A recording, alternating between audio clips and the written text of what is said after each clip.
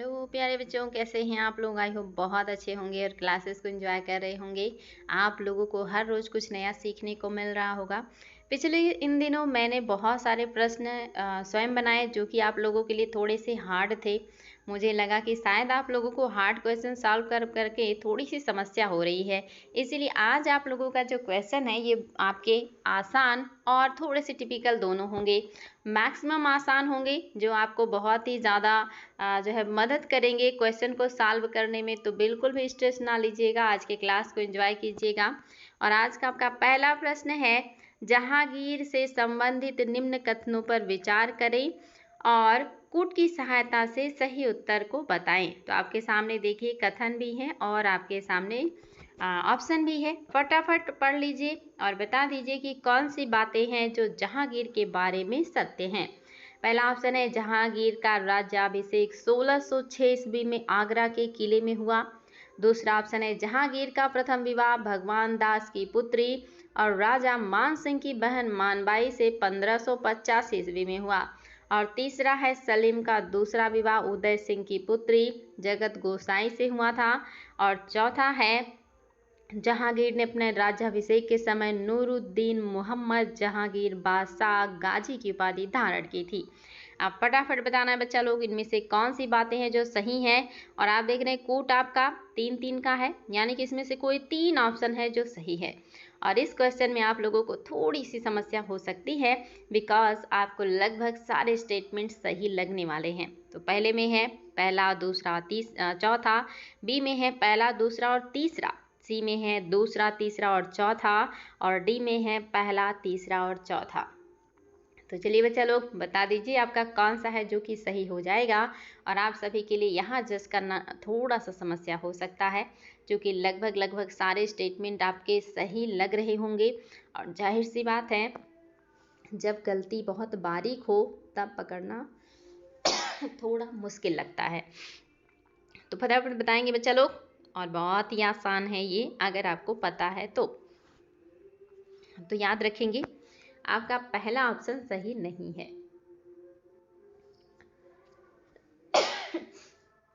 क्यों सही नहीं बच्चा लोग? क्योंकि पहले में कह रहा है कि जहांगीर एक मिनट, पहले स्टेटमेंट में कह रहा है कि जहांगीर का राज्याभिषेक 1606 ईस्वी में आगरा में हुआ था। अगर आपको याद होगा तो पता हो कि अकबर का जो मृत्यु है ये 1605 ईस्वी में हुआ था। और 1605 ईस्वी के बाद वो 1606 का इंतजार तो नहीं करेंगे निश्चित तौर पे। और जहाँ तक आप लोग को पता भी होगा, जब राजा ज़्यादा दिनों तक जीवित रह जाता है तो राजकुमारों के पास सब्र नहीं रह जाता, उन्हें राजा बनने की बड़ी जल्दी रहती है। जो कि आपने इसके पहले ही क्वेश्चन सॉल्व किया था कि जहांगीर ने अपने आप को इलाहाबाद के किले में स्वतंत्र शासक की तरह व्यवहार करने लगे थे, उन्होंने अपने आप को राजा घोषित कर दिया था। और अब जब अकबर नहीं है तब वो कहाँ इंतजार करने वाले हैं 1 साल का। तो निश्चित तौर पे 1605 ईस्वी में ही इन्होंने क्या कर लिया था, अपना राज्याभिषेक करवा लिया था आगरा में। इसलिए आपका पहला गलत हो गया। अब देखिए पहला गलत हो गया तो कितना आसान था आपके लिए, यानी कि अगर ये पता होता कि पहला गलत है तो फटाक से आपको मिल जाता। हालांकि 3 ही ऑप्शन ढूंढना था, तो पहला गलत होते ही पता चल गया कि बाकी सब सही है। सॉरी बच्चा लोग, थोड़ा सा सर्दी हो गया है, मौसम थोड़ा बदलाव का है। तो दूसरा तो अब तो कंफर्म है कि तीनों सही हैं, यानी कि दूसरा बिल्कुल सही है कि जहांगीर का प्रथम विवाह भगवान दास की पुत्री और राजा मान सिंह की बहन मानबाई से हुआ था। और ये जो है अपने पति के बहुत ज़्यादा ड्रिंक करने की वजह से इतना दुखी हुई थी कि इन्होंने आत्महत्या कर लिया था। तो ये जो है क्वेश्चन भी आया है कि जहांगीर की कौन सी पत्नी ने आत्महत्या कर लिया था, तो यही जो है मानबाई। और दूसरा भी सही है कि उनका उदय सिंह की पुत्री से दूसरा विवाह हुआ था जिनका नाम जगत गोसाई था। और तीसरा देखिए बहुत इंपॉर्टेंट है, उपाधियाँ राजाओं की याद करना बहुत ज़रूरी है। इनकी उपाधि क्या है, नूरुद्दीन मोहम्मद जहांगीर बादशाह गाजी। तो ये उपाधियाँ बहुत इंपॉर्टेंट है बच्चा लोग। आपका सी ऑप्शन बिल्कुल सही है, दूसरा तीसरा चौथा सही हो जाएगा। अगला क्वेश्चन भी देखिए बहुत ही बढ़िया है, आपके सामने 4 ऑप्शन है। और क्वेश्चन है, 2 अस्पा एवं सी अस्पा प्रथा के संबंध में गलत कथन का चयन करिए। कौन सी बात है जो कि गलत है? पहला है, दो अस्पा मनसबदारी को अपने सवार पद के 2 गुने घोड़े रखने पड़ते थे। दूसरा, सी अस्पा मनसबदार को अपने सवार पद के 3 गुने घोड़े रखने पड़ते थे। तीसरा, यह प्रथा जहांगीर ने चलाई थी। और चौथा, इस प्रथा के अंतर्गत जात पद बढ़ाते हुए मनसबदारों को अधिक सेना रखनी पड़ती थी। तो बताएंगे बच्चा लोग कौन सी बात है जो कि सही नहीं है। गलत कथन को आपको चूज करना है और ये आपके लिए काफ़ी आसान है और ये उम्मीद है कि आप लोग इसको बहुत आसानी से उत्तर बता सकते हैं कि कौन सी बात है जो कि गलत है। तो याद रखेंगे बच्चा लोग, आपका जो यहाँ पे ऑप्शन नंबर 4 है ना, ये सही नहीं है। क्योंकि क्या कह रहा है कि जात पद बढ़ाते ही मनसबदार को अधिक सेना रखनी पड़ती थी। नहीं, जब सवार पद बढ़ाया जाता था तब इनकी सेना की संख्या बढ़ती थी। जात मतलब हो गया ओहदा, यानी कि उनको वेतन कितना मिलेगा। सवार मतलब हो गया कि उनके अंदर में सेना कितनी रहेगी। तो अगर जात बढ़ा रहे हैं इसका मतलब कि पैसा बढ़ा रहे हैं, उनका वेतन बढ़ा रहे हैं। और अगर सवार बढ़ाते तो क्या हो जाता, तब सेना यानी कि घोड़ों की संख्या बढ़ा रहे हैं। इसलिए आपका चौथा सही नहीं होगा। पहला तो बिल्कुल ही सही है कि 2 अस्पा मतलब ऐसे मनसबदार अपने सवार पद के 2 गुने घोड़े रखते थे, बिल्कुल है। और सी अस्पा मतलब कि 3 गुने घोड़े रखते थे। और ये 2 अस्पा सी अस्पा प्रथा जहांगीर ने चलाई थी। ये बातें बिल्कुल करेक्ट हैं और बहुत इंपॉर्टेंट है, इसको ज़रूर ध्यान दीजिएगा। ये विभिन्न एग्जामों में पूछे गए प्रश्न हैं और ये आप लोगों के लिए बहुत ही ज़्यादा इंपॉर्टेंट है। चलिए देखते हैं हमारा अगला क्वेश्चन। और ये भी क्वेश्चन बहुत ही इंटरेस्टिंग, इम्पॉर्टेंट और आपके लिए काफ़ी आसान होना चाहिए। जुनता दल से संबंधित कथनों पर विचार कीजिए। ये क्वेश्चन भी बहुत बार आया है। जुनता दल क्या है, इसके बारे में कौन सी बातें हैं जो कि सही हैं। पहला स्टेटमेंट है, इस दल का निर्माण जहांगीर से विवाह के उपरांत नूरजहां ने किया था। क्या ये बात सही है। दूसरा, इस दल में एतमादुद्दौला, अस्मत बेगम, आसिफ खान एवं शाहजादा खुर्रम सदस्य थे। अब आपको बताना है कोई कौन सी बातें जो सही हैं। ए में है केवल पहला, बी में है केवल दूसरा, सी में है दोनों, डी में है कोई नहीं। फटाफट उत्तर देंगे बच्चा लोग। बहुत ही शानदार प्रश्न है और आप सभी को इसका उत्तर पता होना चाहिए क्योंकि ये बहुत इंपॉर्टेंट है और ये आपके लिए काफ़ी इंटरेस्टिंग भी होना चाहिए क्योंकि आप सभी को पता हो कि यहाँ पे लिखी हुई दोनों बातें बिल्कुल करेक्ट हैं। इस दल का निर्माण जहांगीर से विवाह करने के बाद नूरजहां ने किया था और इसमें उन्होंने अपनी पूरी फैमिली को रखा था, जिसमें एतमादुद्दौला यानी उनके पिता, अस्मत बेगम यानी कि उनकी माँ, आसिफ खां यानी कि उनके भाई, नूरजहां खुद और शाहजादा खुर्रम यानी कि शाहजहां, ये जितने भी महत्वपूर्ण व्यक्ति हैं वो सभी लोग जुनता गुट में शामिल थे और यही गुट साम्राज्य को उस समय हैंडल कर रहा था, दरबार को डील कर रहा था। क्योंकि जो जहांगीर थे उन्होंने जो है राजनीतिक कार्यों से बिल्कुल संन्यास ले लिया था। उन्होंने सीधा सीधा कह दिया था नूरजहां से कि मुझे जो है कुछ मांस के टुकड़े और कुछ सेद जो शराब है वो दे दीजिए, बाकी मुझे साम्राज्य से कोई मतलब नहीं। नूरजहां एक महत्वाकांक्षी महिला थी और उन्होंने वो सारे जो कमान अपने हाथ में ले लिया और इसी दल की सहायता से अपने माता पिता और अपने भाई और शाहजहां की मदद से वो साम्राज्य को चला रही थी। याद रखेंगे बच्चा लोग, बहुत इंपॉर्टेंट है। अस्मत बेगम ने इत्र निकालने की विधि ढूंढी थी गुलाब से, क्वेश्चन भी कई बार आया है और ये चीज़ उन्होंने अपनी पुत्री नूरजहां को भी सिखा दिया था। अगला क्वेश्चन, मुगल मनसबदारी व्यवस्था के संबंध में कौन सा कथन सही है। आपको बताना है मनसबदारी के बारे में कौन सी बात है जो सही है। बहुत ही शानदार प्रश्न है और उम्मीद है कि आप लोग इसका उत्तर दे सकेंगे क्योंकि ये क्वेश्चन बहुत ही ज़्यादा आता है मनसबदार वाला। तो देखिए बच्चा लोग, आपके सामने ऑप्शन हैं बहुत सारे, आप देख लीजिए ऑप्शंस कौन कौन से हैं और फिर स्टेटमेंट को पढ़ना शुरू करिए। आपका पहला स्टेटमेंट है, जात एवं सवार पद प्रदान किए जाते थे। क्या मनसबदारों को जात और सवार पद प्रदान किया जाता था। दूसरा, मनसबदार आनुवांशिक अधिकारी होते थे। तीसरा, मनसबदार की 3 वर्ग थे। और चौथा, दीवान कार्यालय द्वारा उनको वेतन दिया जाता था। बहुत ही बढ़िया है और उम्मीद करेंगे कि आप लोग इसका उत्तर देने में समर्थ होंगे और आप सभी को उत्तर दे देना है बच्चा लोग। लास्ट में देखिए कि डी में पहला और चौथा है। बाकी ऑप्शंस आपके सामने हैं, आप इनकी सहायता से उत्तर दे सकते हैं और फटाफट उत्तर दीजिएगा। एलिमिनेशन मेथड का उपयोग कीजिएगा तो आपको उत्तर बहुत आसानी से मिल जाएगा। जो भी आपको सही ना लगे उसको हटाइए और फिर देखिए कि उत्तर मिल रहा है या नहीं मिल रहा है। चलिए शुरुआत करते हैं, मदद करते हैं आपकी। तो सबसे पहले तो देख लीजिए, मनसबदार आनुवांशिक नहीं होते थे। ये जब तक जीवित रहते थे, जो भी व्यक्ति होता था जिसे मनसब दिया जाता था, वो जब तक जीवित रहता था उसका उपयोग करता था। उसकी मृत्यु के बाद वापस वो राजा का हो जाता था। तो इस हिसाब से आपका ए नहीं होगा, आपका बी नहीं होगा। अब आपके पास बचा सी जिसमें पहला तीसरा है, और आपके पास बचा है डी जिसमें पहला और चौथा है। तो अब आपको बताना है कि अब इनमें से आप कौन सा चूज करने वाले हैं। ये तो कंफर्म हो गया कि कोई दो ऑप्शन ही सही है, पहला तीसरा या पहला चौथा। तो निश्चित तौर पे आप सभी को ये चीज़ पता होना चाहिए कि ये आपका चौथा भी सही नहीं है। क्यों सही नहीं है? क्योंकि अभी आपको पता चला कि उनको जागीरें दी जाती थी, ज़मीन दी जाती थी, और उस ज़मीन से वो जब तक जीवित रहते थे, जो भी इनकम, जो भी टैक्स मिलता था, उसी टैक्स से अपना खर्चा चलाते थे, अपना वेतन प्राप्त करते थे, अपने पास सेना रखते थे जितना उनके लिए निर्धारित कर दिया जाता था राजा के द्वारा। तो इस हिसाब से दीवानी कार्यालय द्वारा उसको वेतन क्यों दिया जाएगा? जब उसको जागीरें प्रदान कर दी गई हैं तो नगद वेतन की तो कोई सवाल ही पैदा नहीं होता। और ये तो मैंने आपको पहले ही बताया था कि मनसबदार 3 प्रकार के होते थे। आई थिंक याद होगा, तो मैंने बताया था मनसबदार थे, और इसके अलावा जो है 2 और भी मैंने चीज़ें बताई थी। बहुत ही बढ़िया था वो, याद रखिएगा, अमीर और अमीर आजम। हाँ, मनसबदार था, अमीर था, अमीर आजम था। इतनी सारी स्टेटमेंट, इतने सारे पॉइंट्स ये सब आपको बता चुकी हूँ।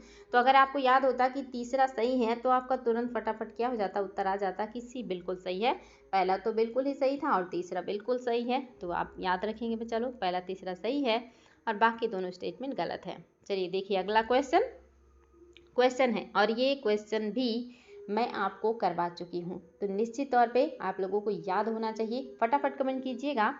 मुगलों तथा मेवाड़ के राणा के मध्य चित्तौड़ की संधि किस शासक के शासनकाल में हस्ताक्षरित हुई थी? कौन से राजा के समय में, कौन से मुगल शासक थे जिनके टाइम पीरियड में चित्तौड़ ने उनसे संधि कर ली थी या करने के लिए तैयार हो गया था? पहला ऑप्शन है अकबर, दूसरा है जहांगीर, तीसरा है शाहजहां, चौथा है औरंगजेब। और गलत बिल्कुल भी नहीं करेंगे क्योंकि ये क्वेश्चन मैं सॉल्व करा चुकी हूँ। ये रिपीटेड क्वेश्चन है, बहुत इंपॉर्टेंट है। देखते हैं याद है या आप लोग भूल चुके हैं। बच्चा लोग याद रखिएगा, बहुत इंपॉर्टेंट है। आपका ऑप्शन नंबर 2 बिल्कुल सही है, क्योंकि अकबर तो पूरे टाइम कोशिश ही करते रहे, लेकिन राणा प्रताप इनके टाइम पीरियड में थे जो इनके सामने झुके ही नहीं। उसके बाद राणा प्रताप के जो पुत्र हैं उनका टाइम पीरियड आया, और वो भी नहीं स्वीकार कर रहे थे अधीनता जहांगीर की, और उसके लिए जहांगीर ने भेजा शाहजहां को। शाहजहां ने बड़ी चतुराई से, मैंने बताया था कि खाद्यान्नों का और जल का जो आपूर्ति था उसको रोक दिया। इन्होंने जल का जो रास्ता जाता था, यानी कि जो नदी जाती थी, उसको बाधित कर दिया, उसके पानी को बाधित कर दिया, और खाद्यान्नों का भी जो मतलब रास्ता होता है उसको काट दिया, जाना मतलब जाना बंद हो गया ये सारी चीज़ें। और फिर मजबूर होकर के वहाँ के शासक को संधि करना पड़ा था जहांगीर से। राजा जहांगीर थे और ये शाहजहां इनकी तरफ से युद्ध का नेतृत्व कर रहे थे। तो जहांगीर की चालाकी, शाहजहां की चालाकी और चतुराई से काम करने की वजह से उन्होंने किसके साथ कर लिया संधि? जहांगीर से। याद रखेंगे बच्चा लोग, जहांगीर के साथ संधि हो गई थी। अगला क्वेश्चन, ये तो बहुत आसान है, इसका उत्तर तो आप सभी को पता होगा। Very very easy question. East India company ने जहांगीर के दरबार में पहले निम्न में से किसे भेजा था? कौन सा है इसमें से जो जहांगीर के दरबार में आया है कंपनी का प्रतिनिधि बनके? याद रखिएगा बच्चा लोग, ये पहला ब्रिटिश नहीं है, ये पहला कंपनी का प्रतिनिधि है। इसके पहले और भी ब्रिटिश लोग आ चुके हैं। पहला ऑप्शन है सर थॉमस रो, दूसरा है वास्को डी गामा, तीसरा हॉकिंस और चौथा जॉब चार्नक। नो डाउट इसमें तो सभी को पता है कि इसका उत्तर जो होगा कौन हो जाएंगे? हॉकिंस हो जाएंगे। कब आए हैं ये? 1608 ईस्वी में आए थे हॉकिंस। ये 1608 ईस्वी में आए थे और ये जहांगीर के दरबार में रहे भी, और इनको जहांगीर ने सम्मान भी प्रदान किया था, जो है इंग्लिश खां की उपाधि दी थी। लेकिन ये व्यापारिक जो मतलब अनुमति लेने में समर्थ नहीं हो पाए, या इनका जो प्रयास रहा वो सफल नहीं रहा। चलिए अगला क्वेश्चन। कह रहा है निम्नलिखित में से कौन जहांगीर के दरबार में ब्रिटिश शासक जेम्स प्रथम का राजदूत था। देखिए, ब्रिटिश शासक जेम्स प्रथम का राजदूत बन के आया है जहांगीर के दरबार में, और ये क्वेश्चन भी आपके लिए वेरी वेरी इजी है और आप इसको बड़े आसानी से उत्तर दे सकते हैं। तो आप सभी को पता होगा बच्चा लोग कि यहाँ पे ऑप्शन मान लीजिए ये 1 है, ये 2 है, ये 3 है और ये 4 है। तो बताएंगे, आप सभी को पता है, कोई डाउट ही नहीं है इसमें कि जो सर थॉमस रो हैं यही क्या है, यही आए हैं जेम्स प्रथम के राजदूत बन करके। आप सभी को मैंने बताया था कि जब अकबर शासन कर रहे थे और जब कंपनी का गठन हुआ था 1600 ईस्वी में, तब वहाँ पे रानी एलिजाबेथ थी और उन्होंने ही कंपनी को 15 साल के लिए पूर्व की तरफ व्यापार करने की अनुमति प्रदान की थी। लेकिन अब जब जहांगीर का टाइम पीरियड है, तब देखिए कौन है, जेम्स प्रथम है, जिनके राजदूत हैं सर थॉमस रो, जो कि आए हैं जहांगीर के दरबार में। तो ये तो बहुत ही आसान है आप लोगों के लिए। और चलिए देखते हैं अगला क्वेश्चन। अब इससे इजी तो और कुछ हो ही नहीं सकता। क्वेश्चन है, इंग्लैंड के जेम्स प्रथम के राजदूत पर सर थॉमस रो किस वर्ष भारत आए थे। 1616 में, 1615 में, 1516 में या 1614 में। इतना आसान क्वेश्चन, बहुत ही इजी। अब फटाफट आप सभी का उत्तर आ जाना चाहिए कि सर थॉमस रो भारत में किस वर्ष आए थे। ये क्वेश्चन बहुत ज़्यादा वनडे एग्जाम्स में बनते हैं, लेकिन आप लोगों के लिए ये बस नॉलेज बढ़ाने वाले हैं। आपको कॉन्सेप्ट वाले क्वेश्चन ज़्यादा सॉल्व करने हैं। तो याद रखेंगे बच्चा लोग, ऑप्शन नंबर 2 बिल्कुल सही है। 1615 ईस्वी में आए थे जेम्स प्रथम और ये 1619 तक थे। ये क्वेश्चन भी आया है, कब तक थे या कितने वर्ष तक थे। 4 वर्ष थे ये, 1619 तक थे और ये बड़े होशियार थे। इन्होंने आते ही नूरजहां, खुर्रम, आसफ खां, इन सब को क्या किया, गिफ्ट दिए, तोहफे दिए, इन सब को इम्प्रेस कर लिया और इन सब ने मिलकर के जहांगीर के ऊपर दबाव बनाया और फिर जाकर के जहांगीर ने इनको फैक्ट्री लगाने की अनुमति प्रदान की थी। तो जो ये थॉमस रो हैं, ये कूटनीतिज्ञ भी थे। इन्होंने समझ लिया कि जहांगीर के बजाय और किसको इम्प्रेस करना है। देखिए अगला क्वेश्चन, भारत में इंग्लैंड का कौन सा दूत जहांगीर के पीछे अजमेर से मांडू आया था। ये क्वेश्चन भी बच्चा लोग ये नेट में भी आया हुआ है और आप लोगों के लिए उम्मीद है कि हो सकता है नया हो, हालांकि बहुत आसान है, कोई दम ही नहीं है इसमें। तो बताएंगे, crime, Thomas Row, Lord Aster, Clyde. तो फटाफट कमेंट कीजिएगा बच्चा लोग, कौन सा वो इंग्लैंड का राजदूत है जो जहांगीर के पीछे अजमेर से मांडू आ गया था। तो ये भी आपके लिए काफ़ी आसान है, बहुत ही आसान है। आज के सारे क्वेश्चन इधर तो बहुत ही ईजी हैं। ऑप्शन नंबर 2 बिल्कुल सही बच्चा लोग, थॉमस रो ही थे जो अजमेर से मांडू तक आ गए थे जहांगीर के पीछे। चलिए देखते हैं अगला क्वेश्चन। निश्चित तौर पे सिफारिश लगा रहे थे अपने लिए फैक्ट्री प्राप्त करने के लिए। चलिए अगला क्वेश्चन है, जहांगीर ने थॉमस रो को कहाँ मिलने का अवसर दिया है। पहला ऑप्शन है आगरा, दूसरा है अजमेर, तीसरा है दिल्ली और चौथा है फतेहपुर सीकरी। बताएंगे बच्चा लोग, ये सारे आयोग के आए हुए प्रश्न हैं जो कि बहुत ही आसान है, बेहद आसान है आप सभी के लिए, चूँकि आप लोग जो हैं आप बहुत समझदार हो चुके हैं। अब आप लोगों को कॉन्सेप्ट समझ में आने लगा है और आप सभी को इसका उत्तर पता होना चाहिए कि जहांगीर ने थॉमस रो को कहाँ मिलने का अवसर दिया, यानी कि कहाँ पर जाकर के जहांगीर से थॉमस रो मिल पाए। तो ऑप्शन नंबर आपका 2 बिल्कुल सही है, अजमेर में जो है इनको मौका मिला मिलने का। याद रखिएगा बच्चा लोग, अजमेर है, थॉमस रो जहांगीर से अजमेर में मुलाकात कर पाए थे। चलिए अगला क्वेश्चन, एक डच पर्यटक जिसने जहांगीर के शासनकाल का मूल्यवान विवरण दिया है वह कौन था। फटाफट बताइएगा, न्यू क्वेश्चन हो सकता है आपके लिए। एक डच यात्री है और इसने जहांगीर के शासनकाल के बारे में बहुत ही शानदार या मूल्यवान वर्णन किया है। तो बताएंगे वो डच यात्री कौन होगा। पहला ऑप्शन है फ्रांसिस्को पेलसर्ट, दूसरा है हॉकिंस, तीसरा है निकोलाओ मनुची और चौथा है पीटर मुंडी। तो बताएंगे बच्चा लोग, काफ़ी आसान है आप लोगों के लिए, चूँकि कैसे आसान हो सकता है, अगर ऑप्शन को एलिमिनेट करेंगे तो आसान होगा। हॉकिंस तो होगा नहीं, ब्रिटेन का है। मनुची पहले ही बता चुकी हूँ, इटली का है। मनुची इटली का है, वो भी चिकित्सक था, पहले ही सॉल्व करा चुकी हूँ, पीछे के क्लासेस में आप लोग कर चुके हैं। आप बचे पीटर मुंडी और फ्रांसिस्को पेलसर्ट। तो आपको फटाफट बता देना है कि कौन है, और निश्चित तौर पे आप सभी को पता होना चाहिए। ऑप्शन नंबर फर्स्ट बिल्कुल करेक्ट है। फ्रांसिस्को पेलसर्ट जो हैं, यही क्या है, एक डच यात्री हैं जिन्होंने जहांगीर के साम्राज्य के बारे में बहुत ही बहुमूल्य वर्णन या मूल्यवान वर्णन दिया है। चलिए अगला क्वेश्चन। ओहो, ये तो बहुत ही ज़्यादा आसान हो गया आप लोगों के लिए। आज की क्लास भी आपके लिए काफ़ी आसान हो गई है। तो बता दीजिए बच्चा लोग कि किस मुगल शासक का मकबरा भारत में नहीं है। पहला ऑप्शन है औरंगजेब, दूसरा है अकबर, तीसरा है जहांगीर और चौथा है हुमायूं। आप सभी को इन सब का मकबरा पता है, सभी शासकों के बारे में आप लोग अच्छी जानकारी रखते हैं। तो निश्चित तौर पे आप लोगों के लिए क्वेश्चन बहुत ही आसान है और आप सभी को इसका उत्तर पता होना चाहिए। हुमायूं का तो मैं पढ़ा ही चुकी हूँ कि आपका दिल्ली में है, 4 बाग पद्धति में बनने वाला पहला मकबरा, जिसको फारसी ईरानी जो है पुरातत्वविदों ने बनाया है, डिज़ाइन किया अकबर के टाइम में, हमीदा बानो बेगम ने बनवाया है। अकबर का आप सभी को पता है शहादरा में है, शहादरा जो आपका है कहाँ पे है, आगरा में। और औरंगजेब सभी को पता है कहाँ है, औरंगाबाद, औरंगाबाद में ही है, जहाँ पे इनकी पत्नी का मकबरा भी है, बीबी का मकबरा। तो याद रखेंगे सिर्फ जहांगीर ही ऐसे हैं जिनकी मृत्यु लाहौर में हुई थी, और लाहौर में ही इनका मकबरा है, और नूरजहां को भी इन्हीं के मकबरे के पास दफन किया गया है। तो याद रखिएगा दोनों पति पत्नी का जो मकबरा है या समाधि स्थल है ये लाहौर में है, ये भारत में नहीं है। इसके अलावा और किसका है जो कि बाहर है, अगर आपको पता है तो बता सकते हैं। चलिए अगला क्वेश्चन। मुगल चित्रकला किसके राज्यकाल में अपनी पराकाष्ठा पर पहुंच गई। ये क्वेश्चन भी आप लोगों के लिए बहुत ही ज़्यादा आसान है, कोई दम नहीं है इस प्रश्न में। आप फटाफट बता दीजिएगा बच्चा लोग कि मुगल चित्रकला किसके राज्यकाल में अपनी पराकाष्ठा पर पहुंची थी। तो नो डाउट आप सभी को इसका उत्तर पता है कि बल्ली 3 यानी कि जहांगीर।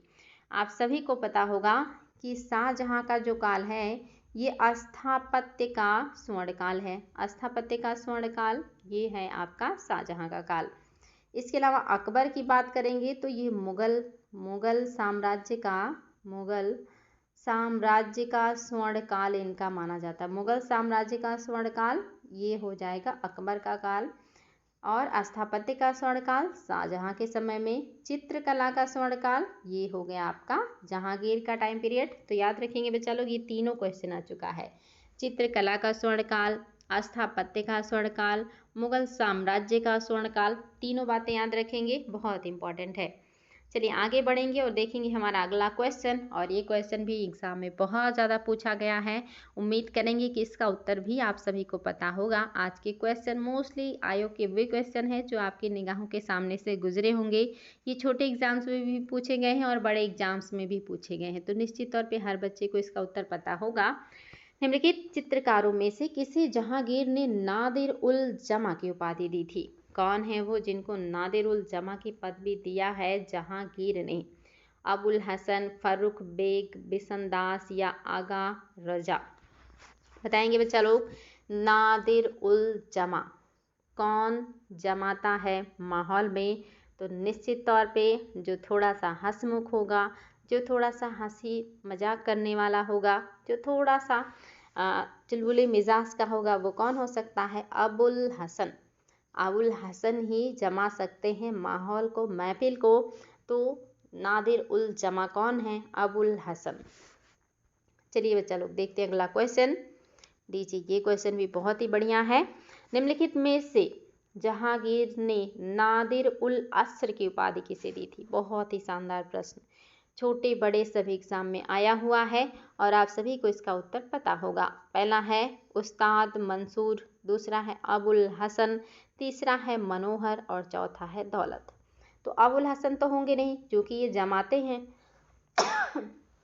अपने हंसमुख मिजाज से क्या कर देते हैं, जमा देते हैं माहौल को। तो ये नादिर उल जमा है। अब अस्र कौन हो सकते हैं, तो याद रखिएगा मंसूर। अस्र कौन है, मंसूर। सॉरी बच्चा लोग बताइएगा, मंसूर अस्र। देखिए इसमें भी सा है और इसमें भी सा है। मंसूर कौन है, अस्र हैं। ये बहुत इंपॉर्टेंट है। नादिर उल अस्र मंसूर, नादिर उल जमा अबुल हसन, बहुत ही इम्पॉर्टेंट है। थोड़ा सा ट्रिक लगा के याद रखेंगे तो एग्जाम में याद आ जाएगी सारी बातें। अगला क्वेश्चन देखिए, जहांगीर के दरबार में पक्षियों का सबसे बड़ा चित्रकार कौन था? चलिए बताएंगे। क्वेश्चन भी बहुत इंपॉर्टेंट है, विभिन्न एग्जामों में पूछा हुआ है, निश्चित तौर पे इसका उत्तर भी आप सभी को पता होगा, क्योंकि ये छोटी छोटी बातें जो हैं मोस्टली सभी बच्चों को पता होती हैं। पहला है ख्वाजा अब्दुल समद, दूसरा है सैयद अली तबीजी, तीसरा है बसावन और चौथा है उस्ताद मंसूर। बताएंगे बच्चा लोग, जहांगीर के दरबार में पक्षियों का सबसे बड़ा चित्रकार कौन था? बहुत ही बढ़िया प्रश्न है और आप सभी को इसका उत्तर पता होना चाहिए कि जो पक्षियों का चित्र बनाने में सबसे ज़्यादा अग्रणी थे वो थे उस्ताद मंसूर। इन्होंने साइबेरिया के सारस का चित्र बनाया था। ये क्वेश्चन भी आया है, साइबेरिया के सारस का सबसे अद्भुत चित्र किसने बनाया है? मंसूर ने ही बनाया है।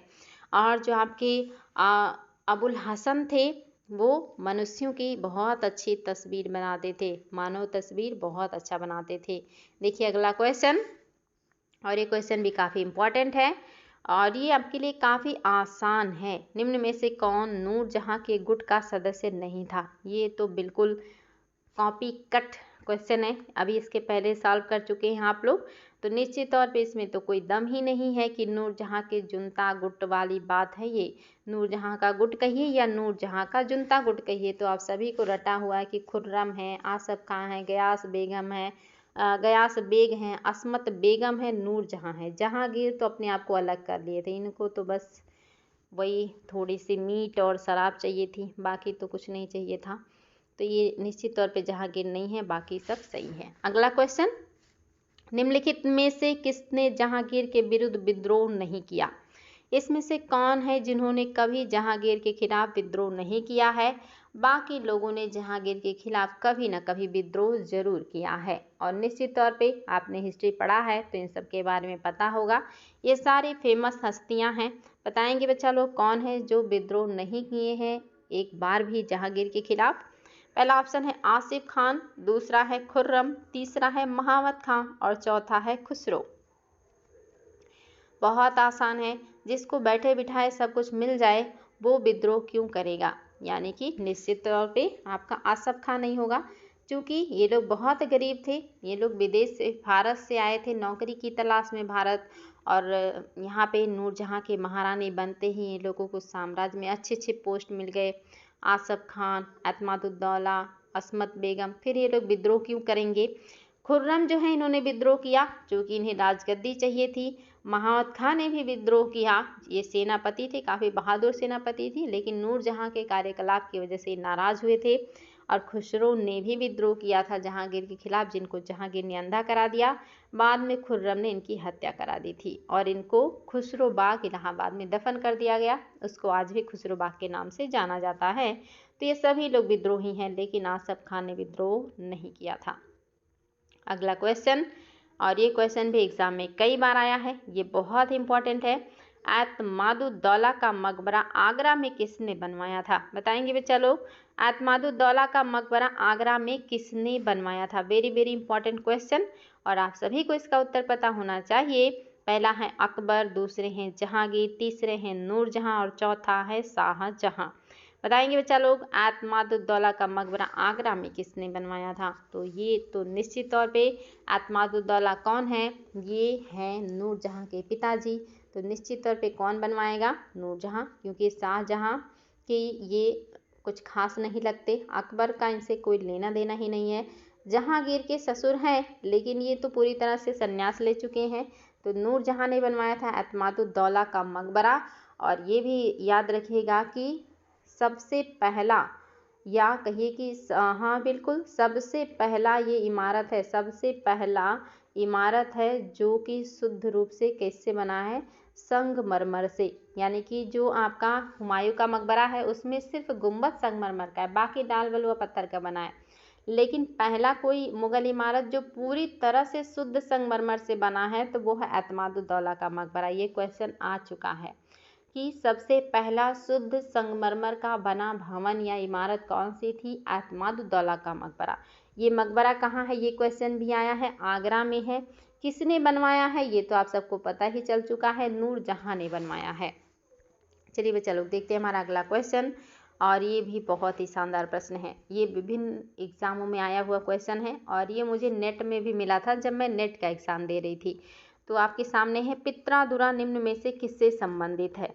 तो पहला है, दीवारों में अर्धकीमती पत्थर जोड़कर फूलों की नक्काशी करना। दूसरा, मीनारों में टेढ़ी दीवार बनाना। और तीसरा, संरचना में मेहराब का इस्तेमाल करना। और चौथा, इमारतों में मार्बल का प्रयोग करना। बताएंगे बच्चा लोग पित्रादुरा शैली क्या है। बहुत ही शानदार प्रश्न है ये, निश्चित तौर पे इसका उत्तर आप सभी को पता होगा कि जो पित्रादुरा होता है, ये जब सफ़ेद संगमरमर की इमारतों की दीवारों पर कीमती जड़ाऊ काम किए जाते हैं, उसमें जड़ाऊ काम में कीमती पत्थर भी हो सकते हैं, सोने चांदी हीरे जवाहरात भी हो सकते हैं। जब संगमरमर की इमारतों की दीवारों पर कीमती या आभूषणों कीमती जवाहरातों को जड़ करके उस पर डिजाइनिंग किया जाता है, तब इसे कहा जाता है पित्रादुरा शैली। यही यहाँ पे पहला ऑप्शन बिल्कुल सही है, दीवारों में अर्ध कीमती पत्थर जोड़कर फूलों की नक्काशी करना ही पित्रादुरा शैली है। और ये क्वेश्चन भी आया कि सर्वप्रथम कौन से भवन में पित्रादुरा शैली का उपयोग किया गया है, वो भी है आपका एतमादुद्दौला का मकबरा। वेरी वेरी इंपॉर्टेंट बच्चा लोग याद रखिएगा, सबसे पहले उन्हीं के मकबरे में पित्रादुरा शैली का उपयोग किया गया था। अगला क्वेश्चन बहुत आसान है। क्वेश्चन है, निम्नलिखित को सुमेलित कीजिए। अच्छा, सुमेलित कीजिए, ओके कोई नहीं, देख लेते हैं क्या है। सुमेलित कीजिए, कहला कि बाबर जामा मस्जिद, दूसरा हुमायूं दीन पाना, तीसरा अकबर जहांगीरी महल, और चौथा है जहांगीर अकबर के मकबरे को पूर्ण करवाया। अच्छा चलिए यहाँ पे देख लेते ना कौन सा सुमेलित है, कौन सा सुमेलित है, या आपके एक और ऑप्शन दे देते हैं, पांचवा, उपर्युक्त सभी, उपर्युक्त सभी। चलिए बच्चा लोग याद रखिएगा, पांचवा ऑप्शन आपका उपर्युक्त सभी का है। और क्वेश्चन है कि कौन सा सुमेलित है। पहला है, क्या बाबर ने जामा मस्जिद बनवाया था, क्या हुमायूं ने दीन पना जो है बनवाया है, तीसरा क्या अकबर ने जहांगीरी महल बनवाया है, और चौथा क्या जहांगीर अकबर के मकबरे को पूर्ण करवाया था, और पांचवा है कि उपयुक्त सभी सुमेलित है। बताएंगे बच्चा लोग कौन सा है जो कि सही सुमेलित है, और आप सभी को इसका उत्तर पता होना चाहिए, बहुत इंपॉर्टेंट है, ये सारे तथ्य याद रखिएगा। यहाँ पे लिखी हुई सारी बातें बिल्कुल करेक्ट हैं। बाबर ने जामा मस्जिद का निर्माण करवाया था संभल में। ये क्वेश्चन भी आया है कि बाबर ने कहाँ पर जामा मस्जिद बनवाया था, संभल में बनवाया था। हुमायूं ने दीन पनाह नगर दिल्ली में बसाया था, और उसी की सीढ़ियों से, यानी कि दीन पनाह नगर में एक लाइब्रेरी थी और या पुस्तकालय था, और उसी की सीढ़ियों से गिरने की वजह से तो हुमायूं की मृत्यु हुई थी, इनको गहरी चोटें आई थी सर में। और अकबर ने जहांगीरी महल बनवाया, बिल्कुल है सही है, और जहांगीर ने अकबर के मकबरे को पूर्ण करवाया था, ये भी सही है। तो याद रखेंगे बच्चा लोग, यहाँ पे लिखी हुई सारी बातें बिल्कुल सही हैं। अगला क्वेश्चन, और ये आपके लिए नया हो सकता है, आयोग का क्वेश्चन है, गोविंद महल जो हिंदू वास्तुकला का अप्रतिम उदाहरण है, कहाँ स्थित है। पहला है दतिया, दूसरा है खजुराहो, तीसरा है ओरछा, और चौथा है ग्वालियर। बताएंगे बच्चा लोग कहाँ पे है आपका गोविंद महल। आप सभी को पता हो कि आपके यहाँ पे ओरछा छोड़ के बाकी सब एमपी के हैं। ओरछा है बुंदेलखंड एरिया का है, यानी कि यूपी में पड़ सकता है, ये बुंदेलखंड क्षेत्र का। तो बताएंगे बच्चा लोग कौन सा है जो कि आपका गोविंद महल जो हिंदू वास्तुकला का अप्रतिम उदाहरण है, कहाँ पे है। याद रखिएगा दतिया में है, ये भी एमपी में है, खजुराहो भी एमपी में है। बताइएगा खजुराहो को कौन से शासकों ने बनवाया था, याद है तो बताइएगा। आंसर में कई बार ये चीज़ें मैंने बताई हैं, इसका आंसर आपका क्या हो गया है, दतिया हो गया है, बिल्कुल सही है, इसमें कोई डाउट नहीं होना चाहिए। और जो आपके खजुराहो के मंदिर हैं, इसको किसने बनवाया है, चंदेल शासकों ने बनवाया था, चंदेल शासकों ने बनवाया था, इसको याद रखिएगा। और ग्वालियर का किला बहुत ही बढ़िया है, इसको जो है मुगल हैं इसको जेल के रूप में इस्तेमाल करते थे। दक्षिण के राजाओं को जब भी सजा होती थी तो इसे ग्वालियर के किले में बंद कर दिया जाता था। और इसे ग्वालियर के मतलब किले में ही तो तेली का मंदिर है, जिसका शिखर द्रविड़ शैली में है। सासबहू का मंदिर है उसका शिखर भी द्रविड़ शैली में है। ग्वालियर में ही तो महारानी लक्ष्मी का मकबरा है या समाधि स्थल है, और यहीं पर आप देखेंगे तानसेन का जन्म स्थान भी है। चलिए अगला क्वेश्चन, निम्नलिखित में से कौन सा युग्म सुमेलित नहीं है? कौन सा युग्म है जो कि सुमेलित नहीं है, आपको ये बताना है। और ये सारी चीज़ें आपकी क्लियर हो चुकी हैं। हमने अभी तक के सॉल्व क्वेश्चंस और पीछे के क्लासेस मिला के ये सारे पॉइंट्स बिल्कुल जो है डिस्कस कर लिया है। तो गलत बिल्कुल नहीं करेंगे बच्चा लोग, इसकी गलती बिल्कुल माफ़ नहीं होगा। इसको जो गलत करेगा उसको तो बिल्कुल मतलब माफ़ी नहीं मिलेगी, बहुत बहुत गलत बात होगा। पहला ऑप्शन है अकबर का मकबरा, क्या ये सिकंदरा में है? दूसरा है जहांगीर का मकबरा, क्या ये शहादरा में है? तीसरा शेख सलीम चिश्ती का मकबरा, क्या ये फतेहपुर सीकरी में है? और आपका चौथा है शेख निज़ामुद्दीन औलिया का मकबरा, क्या ये अजमेर में है? बताएंगे बच्चा लोग कौन सा है जो सुमेलित नहीं है। और आप सभी को इसका उत्तर पता है, इसमें कोई डाउट है ही नहीं, क्योंकि ये सब मैं आप लोगों को पढ़ा चुकी हूँ। बहुत अच्छे से मैंने समझाया है कि जो औलिया हैं इनका और इनके शिष्य जिनका नाम था खुसरो, इनका जो मकबरा है वो दिल्ली में है, अजमेर में नहीं है, बल्कि कहाँ पे है? दिल्ली में है। याद होगा आप लोगों को, दिल्ली में है। किसने बनवाया था औलिया के मकबरे को, किसने बनवाया था? फटाफट कमेंट कीजिएगा। और ये तो बिल्कुल डिस्कस किया हमने, ये भी आपको पता है लाहौर शहादरा में है, और ये भी पता है कि फतेहपुर सीकरी में है और इसको अकबर ने बनवाया था। और औलिया के मज़ार मकबरे को बनवाया था MBT मोहम्मद बिन तुगलक ने। चलिए बच्चा लोग देखते हैं हमारा अगला क्वेश्चन, गोविंद महल का निर्माण करवाया था। गोविंद महल का निर्माण किसने करवाया था? राजा वीर सिंह देव ने, मान सिंह ने, उदय सिंह ने, भगवान दास ने। बताइएगा गोविंद महल का निर्माण किसने करवाया था? ये क्वेश्चन भी हो सकता है आपके लिए न्यू हो, लेकिन आज के ज़्यादातर क्वेश्चन या कहिए कि लगभग सभी क्वेश्चन बहुत आसान थे। इतना आसान क्वेश्चन आगे से आप लोगों को हम बिल्कुल नहीं देने वाले हैं, तो आगे से आप लोग बिल्कुल तैयार रहिएगा और भी हार्ड क्वेश्चन के लिए। तो बताएंगे बच्चा लोग, फटाफट कमेंट कीजिए कौन सा है जो कि सही है। और आप सभी को पता हो ऑप्शन नंबर 2 बिल्कुल सही है, मान सिंह ने गोविंद महल का निर्माण करवाया था। और आज का आपका आखिरी क्वेश्चन, और ये क्वेश्चन देखिए बहुत ही शानदार है, एतमादुद्दौला का मकबरा। इनके बारे में हमने बहुत कुछ पढ़ लिया है, तो निश्चित तौर पे आपके लिए आसान हो चुका है। एतमादुद्दौला का मकबरा, इसके बारे में कौन सा कथन सत्य है? विचार कीजिए, सही कथन बताना है बच्चा लोग। पहला है नूरजहां ने 1622 से 1628 ईस्वी के मध्य में अपने पिता मिर्जा गयास बेग की याद में बनवाया था। क्या ये बात सही है कि एतमादुद्दौला का जो मकबरा है ये नूरजहां ने अपने पिता मिर्जा गयास बेग की याद में बनवाया है? दूसरा, इसमें कह रहा है इसमें गुदाई एवं संगमरमर के अलावा पित्रा का प्रयोग सजावट हेतु पहली बार किया गया है। और तीसरा, यह पहली कृति है जो पूर्णतः संगमरमर में बनाई गई है। और चौथा, उपयुक्त सभी कथन सत्य हैं। तो काफ़ी कुछ तो मैं आप लोगों को पहले ही बता चुकी हूँ, तो इसमें तो आप लोगों को कोई डाउट होगा ही नहीं। तो आज तो मैं आप लोगों को बता के फंस गई। अब आप लोगों को उत्तर पता चल चुका है कि आपकी सारी बातें बिल्कुल करेक्ट हैं, इसमें कोई डाउट नहीं है। याद रखेंगे बच्चा लोग, ये सारे पॉइंट आप लोगों को क्लियर होने चाहिए। ये सारे विभिन्न एग्जामों में पूछे हुए क्वेश्चन हैं। अगर आप दिल से तैयारी कर रहे हैं तो निश्चित तौर पे कहीं ना कहीं इन क्वेश्चंस को आपने देखा होगा, और अगर नहीं देखा है तो इसको ध्यान से याद कर लीजिएगा, आपके लिए बहुत इंपॉर्टेंट होंगे।